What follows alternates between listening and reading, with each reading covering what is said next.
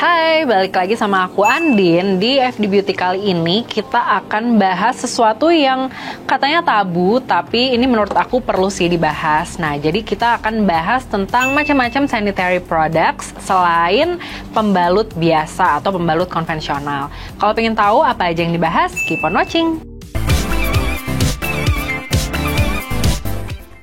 Jadi kalau teman-teman mungkin ada yang nggak terlalu keep up sama social medianya Female Daily atau website editorial dari Female Daily, di Female Daily tuh saat ini lagi ada campaign yang namanya #katanya-tabu.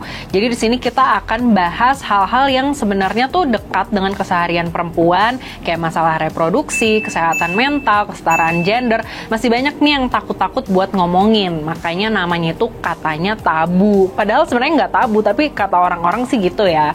Nah, makanya buat kick off di video ini aku akan bahas yang tadi aku udah bilang tentang sanitary products, karena emang itu deket banget ya sama keseharian perempuan, karena kita menstruasi setiap bulannya. Nah, mungkin yang paling umum dipakai adalah pembalut konvensional yang biasa bisa didapetin di supermarket, tapi mungkin ada yang nggak cocok, misalkan ruam-ruam atau ada allergic reaction ketika pakai produk itu. Jadi kali ini aku mau kasih beberapa alternatifnya yang bisa kamu coba. Oke, jadi aku akan mulai dari yang bentuknya paling familiar nih. Jadi dia sebenarnya pads pada umumnya atau pembalut, tapi yang membedakan adalah bahan dasar untuk bikinnya. Nah, biasanya tuh kalau pembalut yang dijual secara konvensional itu dari campuran cotton atau enggak dari daur ulang kertas gitu. Terus ada juga komponen plastik buat bikinnya. Cuma banyak orang mungkin ada yang ngalamin kayak ada alergi atau ruam kayak kalau bayi pakai popok gitu ya. Jadi ini ada beberapa alternatif. Yang pertama ini dari jagung. Nah, yang kedua ini 100% organic cotton. Jadi kita bakal buka sama-sama. Yang jagung ini dari Blood. Kalau dari bentuknya dia sama sih kayak pembalut biasa. Jadi kayak bukan sesuatu yang nggak familiar teman-teman lihat. Terus kalau dari segi tekstur, bisa dilihat nih kayak lebih ada serat halusnya gitu. Nah, alasannya kenapa sih dipilih jagung? Jadi emang dia tuh keunggulannya adalah cepat menyerap dan juga mencegah rash tadi, ruam itu. Nah, jadi si serat jagung ini tuh hypoallergenic dan dia nggak menggunakan chlorine, no phthalates, dan juga klaimnya adalah suitable untuk sensitive skin. Bentuknya sama persis sih kayak pads-pads yang dijual pada umumnya. Nah, terus ini juga ada dari Yuna. Dia pakai 100% organic cotton. Klaimnya adalah material yang lebih ramah lingkungan. Jadi itu ya tadi keunggulannya dari dua ini. Kalau teman-teman mungkin ada concern, kan kita mens tuh setiap bulan bisa ada yang seminggu, bisa 2 minggu, sehari bisa ganti sampai 3-4 kali. Itu banyak banget sampah yang dihasilkan memang. Tapi gimana ya, kita emang perlu pakai gitu. Jadi alternatifnya adalah bisa pilih yang bahan dasarnya itu si 100% organic cotton ini atau yang menggunakan jagung gitu. Nah, mungkin ini di luar pembahasan dari kelebihan si materialnya, cuma aku ada sedikit tips nih. Ini emang suka lewat aja sih kayak di TikTok atau di sosmed gitu ya. Jadi teman-teman mungkin ada yang suka pakai bahan undis tuh nggak selalu dari cotton gitu. Misalkan ada yang mix polyester atau nilon tuh kan biasanya licin ya. Lem dari pembalut tuh suka nggak nempel atau bahkan ada yang terlalu nempel sampai pas dicopot tuh sobek gitu. Nah, untuk menghindari itu tuh bisa ambil si kertas yang di tengah-tengah ini. Jadi ketika bagian tengahnya udah ditempel ke undis, itu pas ditempel yang bagian belakang ini si sayapnya ini nggak langsung ke celananya, tapi bisa ditempel lagi nih. Ini ceritanya ada celana di sini, ditempel lagi si kertasnya dan si wingsnya itu disatuin ke si kertasnya. Nah, tapi ini karena nggak ada kainnya jadi nempel di tengah ya. Semoga bisa menjelaskan. Jadi si kertas itu bisa kamu pakai lagi buat di bawah bahan undis kamu gitu. Mungkin kalau ada yang udah coba juga boleh nih di komen apakah efektif biar jadi nggak gerak-gerak. Nah, aku mau masuk ke opsi yang lebih ramah lingkungan berikutnya. Tapi jujur ya, kalau untuk yang kali ini nih agak less convenient dibanding yang dua ini. Karena kan ini kayak biasa ya, tinggal kita buang gitu kalau lagi bepergian. Nah, jadi ini ada menstrual pads yang terbuat dari kain gitu. Ini dari Demi Bumi. Bentuknya sama persis kayak pembalut pada umumnya yang pakai wings gitu. Tapi dia tuh bahannya benar-benar dari kain. Jadi ini dari kain, terus belakangnya ini bagian belakangnya antara mix cotton sama nilon gitu, kayak shopping bag, kalau teman-teman shopping bag yang bisa dilipat. Nah, mungkin pemilihan si pembalut kain ini bisa kalau lagi di rumah aja gitu, atau kalau misalkan lagi staycation misalkan, jadi nggak perlu yang lagi bepergian terus harus ganti di tengah hari, karena emang ini kan harus dicuci ya, nggak mungkin kita lagi di toilet umum tiba-tiba nyuci pembalut gitu terus mau dijemur di mana, kan agak susah juga. Jadi ini bisa jadi opsi yang lebih ramah lingkungan, tapi tentunya dipakainya kalau lagi di rumah aja. Nah, dia ini klaimnya itu leak proof dan juga washable gitu. Dan tetap disarankan untuk diganti 2-4 jam pemakaian.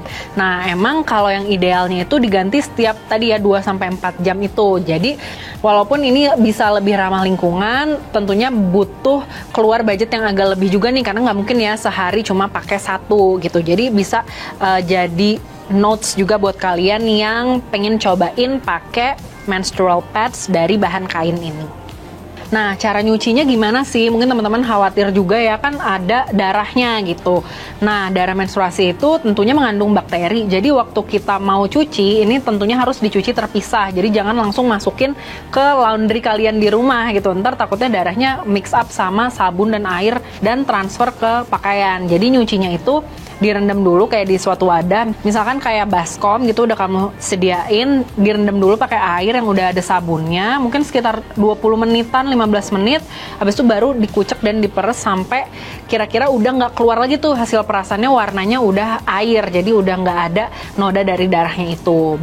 Nah, setelah dicuci tentunya habis itu kamu bisa jemur, mungkin bisa pilih area di rumah yang nggak terlalu banyak kayak debu yang lewat gitu ya, biar lebih menjamin hygiene-nya juga dari si produk ini. Selain si washable menstrual pads ini, aku juga punya opsi satu lagi, cuma ini barang nggak aku bawa, jadi pop up aja di sini ya, editor. Jadi ini ada menstrual pants. Nah, si menstrual pants ini adalah teknologi atau inovasi yang menurut aku lebih convenience lagi, karena bentuknya benar-benar kayak undies yang biasa kita pakai.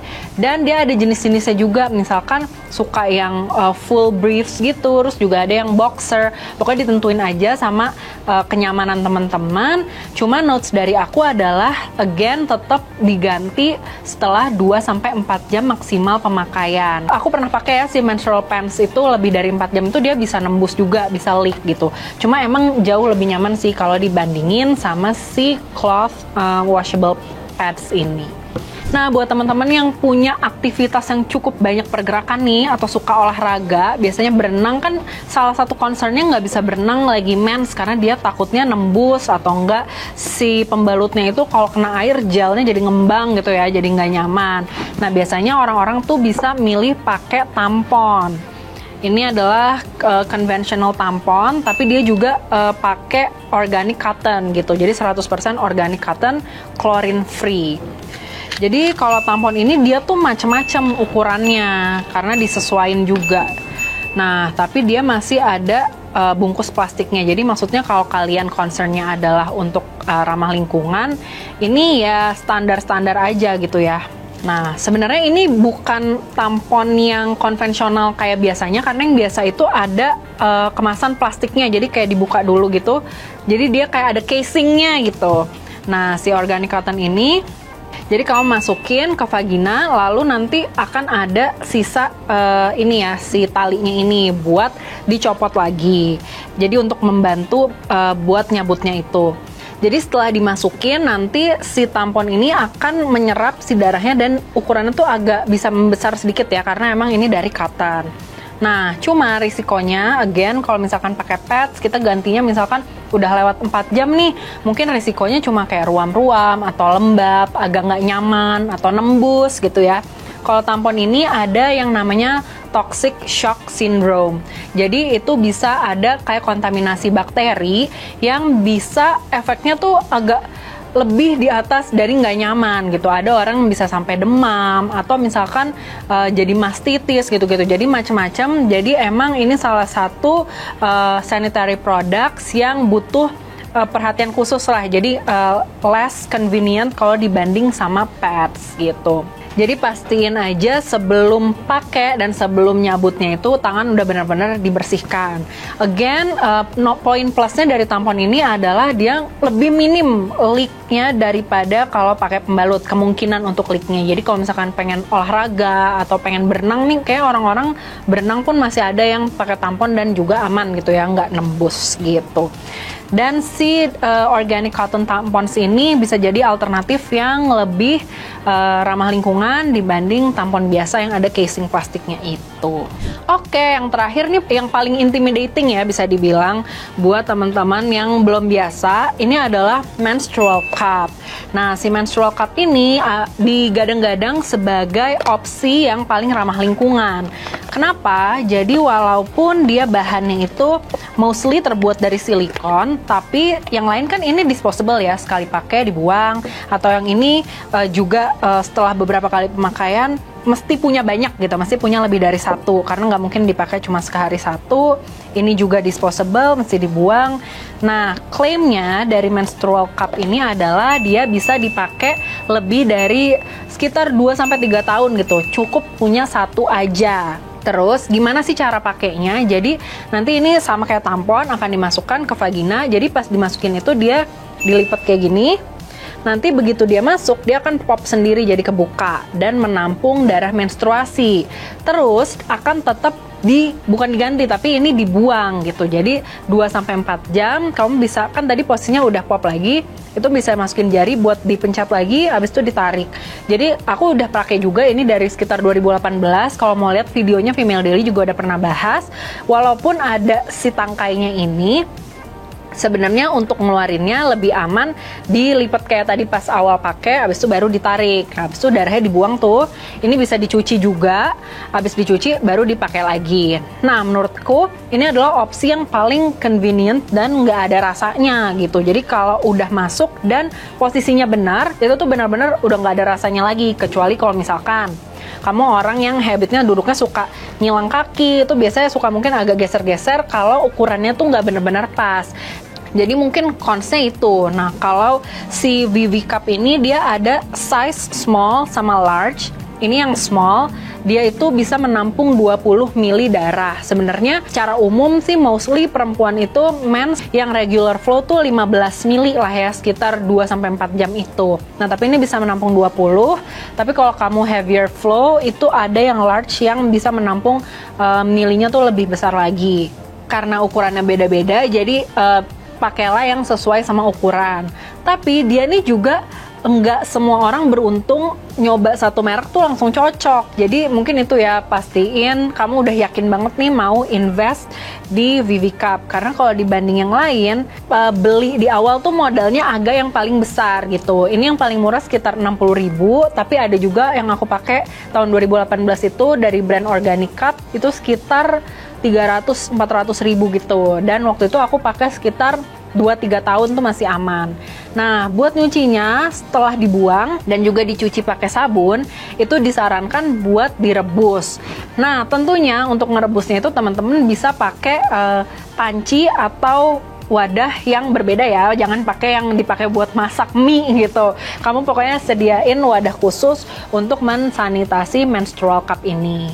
Oke, itu dia pembahasan macam-macam sanitary products yang bisa teman-teman coba, dari yang bentuknya paling familiar sampai yang bentuknya paling intimidating. Nah, kalau teman-teman ada yang udah pernah coba atau mungkin ada produk lainnya yang belum aku bahas tapi udah pernah coba juga, kayak misalkan si menstrual disc gitu ya, boleh banget komen di bawah, share pengalamannya. Dan juga buat konten katanya tabu yang lain, kamu bisa rajin-rajin cek di hashtag katanya tabu di Instagram Female Daily, atau juga tag katanya tabu di website editorial Female Daily. Segitu dulu dari aku, thank you so much for watching and until next time, bye-bye!